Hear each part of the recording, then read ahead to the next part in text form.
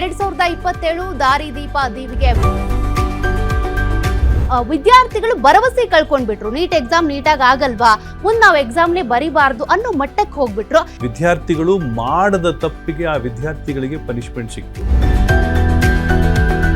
CET ಮತ್ತೆ neat ಅಂತ ಬಂದಾಗ ಅದರ ಡಿಫ್ರೆನ್ಸ್ ಏನು, ವಿದ್ಯಾರ್ಥಿಗಳು ಅದನ್ನ ಹೇಗೆ ಫೇಸ್ ಮಾಡಬೇಕಾಗುತ್ತೆ ಅಂತ. ಸಿಇಟಿನಲ್ಲಿ ಎಕ್ಸಾಮಿನೇಷನ್ ಪ್ಯಾಟರ್ನ್ ಕನ್ಸಿಡರ್ ಮಾಡಿದ್ರೆ ಒಂದೊಂದು subject physics, chemistry, maths, biology. NEET ಅಂತ ಬಂದಾಗ ಏನಾಗ್ತದೆ, ಒಂದೇ time 3 subject physics, chemistry, biology.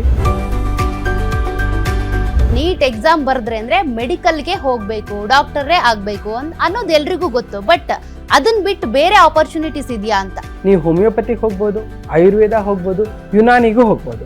ಇವೆಲ್ಲ ಮೆಡಿಕಲ್ ಫೀಲ್ಡ್ಸೇ ಇವು. ಈಗ ಕೆಮಿಸ್ಟ್ರಿ ಅಂತ ಬಂದಾಗ ನೀಟ್ ಎಕ್ಸಾಮ್ಗೆ ಈ ಕೆಮಿಸ್ಟ್ರಿ ಯಾವ ರೀತಿ ಹೆಲ್ಪ್ ಆಗುತ್ತೆ, ಹೇಗೆ ಓದಬೇಕಾಗುತ್ತೆ ಸ್ಟೂಡೆಂಟ್ಸು? ಸೊ ಕೆಮಿಸ್ಟ್ರಿ ಅಲ್ಲಿ ನೀವು ಕಾನ್ಸೆಪ್ಟ್ಸ್ ಅನ್ನ ಮೆಮರೈಸ್ ಮಾಡ್ಕೊಂಡ್ರೆ it is going to help you very much in scoring the subject.